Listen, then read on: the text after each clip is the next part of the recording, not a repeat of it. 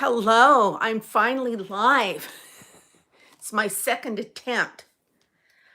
I'm not having luck with internet. So I even rolled outside and they just cut me off and said there was no streaming available.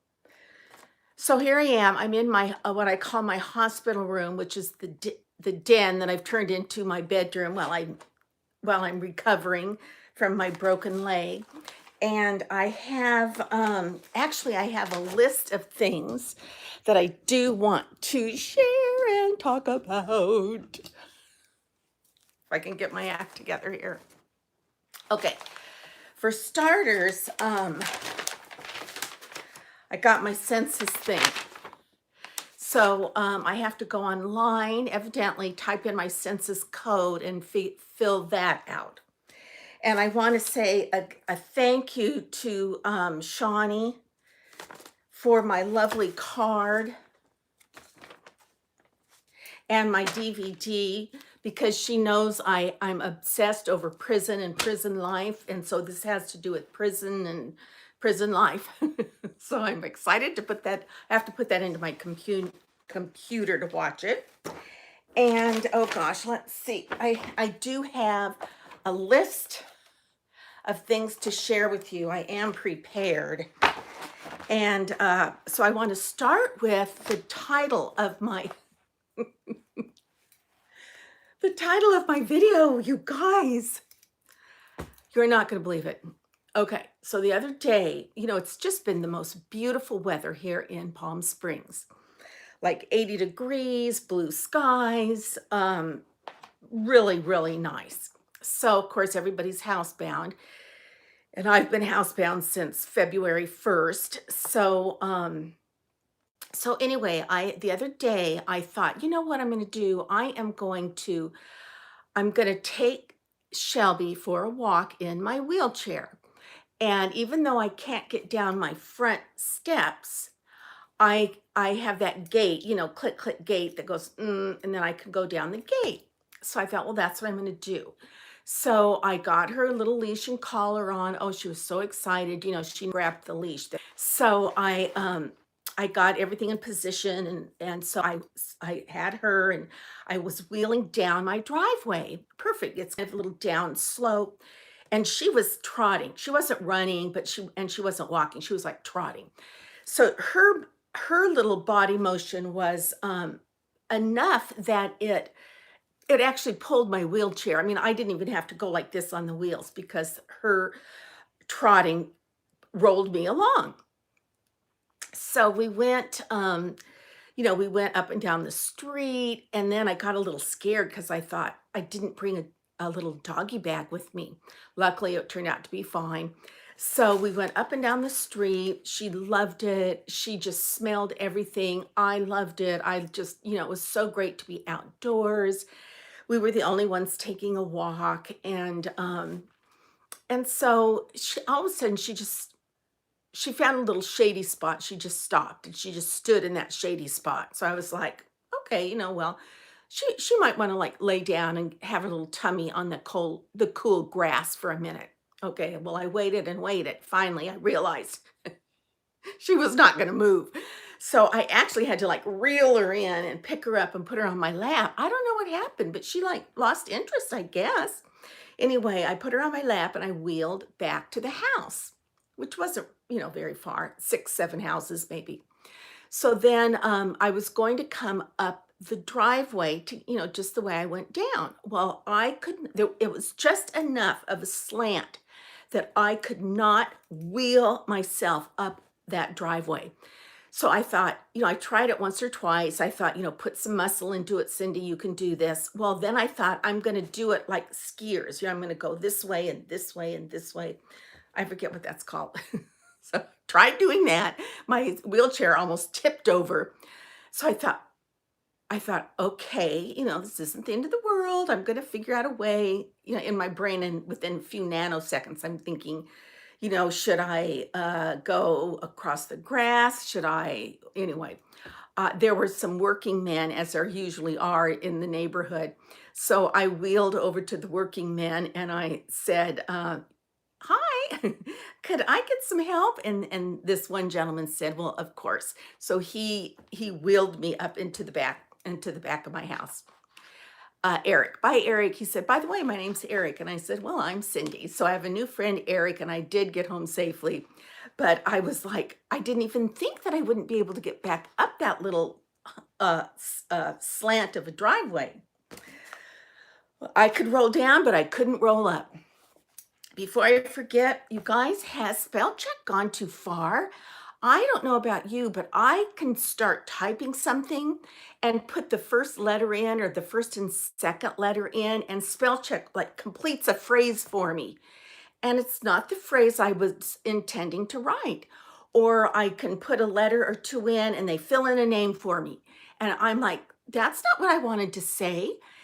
And it's just craziness because the spell check, Mr. and Mrs. Spellcheck have gone too far. They're trying so hard to help me that they're making it a hindrance. So am I the only one that that's happening to? It's quite annoying. Um, and it goes with not just letters and words and phrases. And even on when I email, it like has in light print words that they think I'm going to say, and they want me to type that in, I guess. I don't get it, but I don't like it. So, Mr. and Mrs. Spellcheck and grammar people, knock that off. We can figure it out for ourselves. So I don't like that. Okay, have you guys discovered that how clever people are during this coronavirus situation? I'm watching more TV, of course, and YouTube and Prime, Amazon Prime, and all that stuff. So, that's not all I'm doing, but I'm certainly doing that. I'm on Instagram. I never go on Instagram. I've been on Instagram. Um, I'm connecting with friends I haven't connected with in a while. So, Marilyn Wiley, hello. Um, it's just been Sylvia, hello. It's been fun, running into people that I don't normally run into on social media. So, but there are a couple things that people have turned me on to that I am dying to share with you guys because they are hysterical. Okay, one of them is a line of videos by a person named Dude Dad, Dudedad. And anyway, the reason they turned me on to his channel was because he has been putting out a couple now that it's this coronavirus thing. He's been doing satires on the coronavirus that are so cute, so funny, very endearing. So you'll love. I don't, I'm not Lincoln, whatever. So, but type in Dude Dad. Check out some of his videos; they're hysterical. Evidently his wife. It's all about his family, his wife and his kids. Anyway, really cute. Then there's another person I want to introduce you to that someone introduced me to, and her name is Sister Mary Smirnoff. And Sister Mary she only has 66 subscribers. I'm one of them. I just subscribed. She's a new channel, and I think she's just invented herself for the coronavirus times. Anyway, she is a hoot and a half. You have to watch, especially any of you gals or gentlemen that went to Catholic school. You have to tune in to Sister Mary Smirnoff. She will brighten your day. And let's see. Okay, now I don't want to be scolded. It was fine, but okay. I think yesterday I went to get my hair colored and highlighted and trimmed. Now, let me tell you what happened.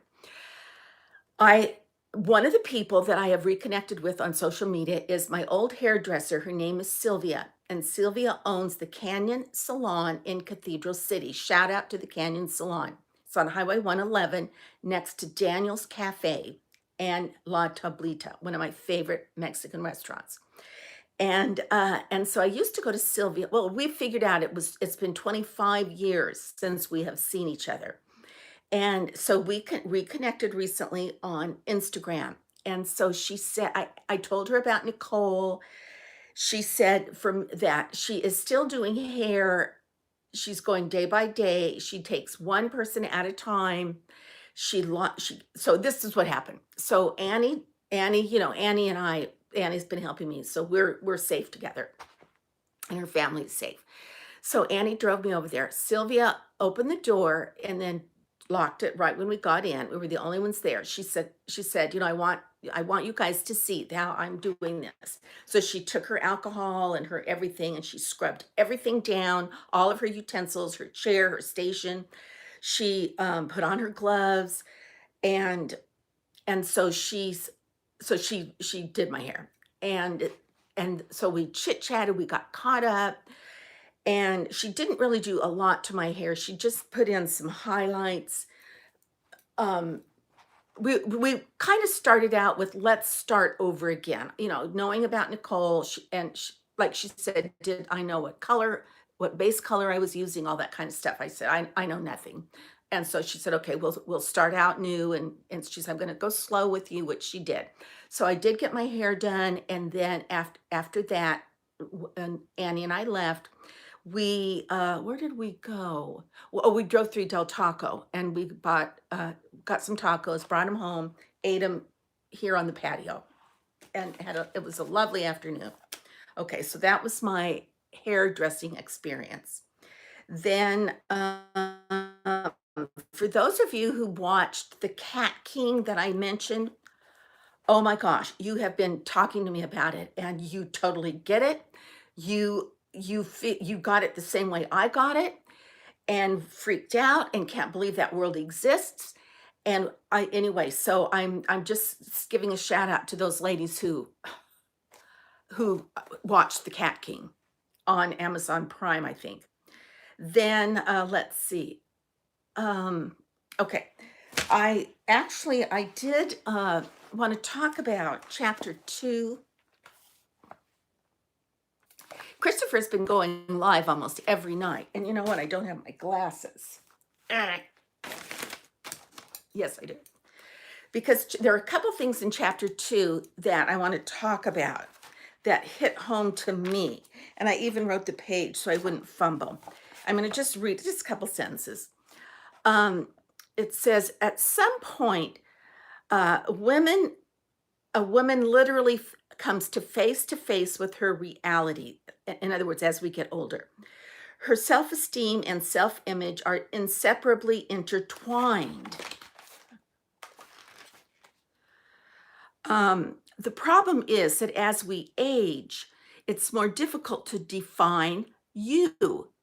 Sure, we are supposed to have increased wisdom, inner peace, self-confidence, but it's often not that way. It was easy to be you when we looked like me, when we look like you.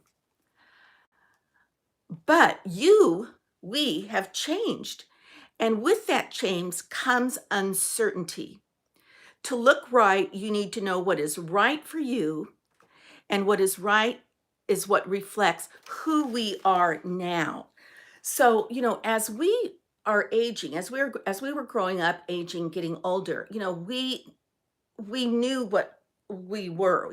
That's me. That's what I look like. Yeah, that's me in the picture. Yep, that's my style. But as we age, we begin to look different. So now, who are we now? Who is the new me? And then he says, many women just do not know for sure. Then he's saying, I know what will look best on a person is not necessarily what that person might feel best to look like.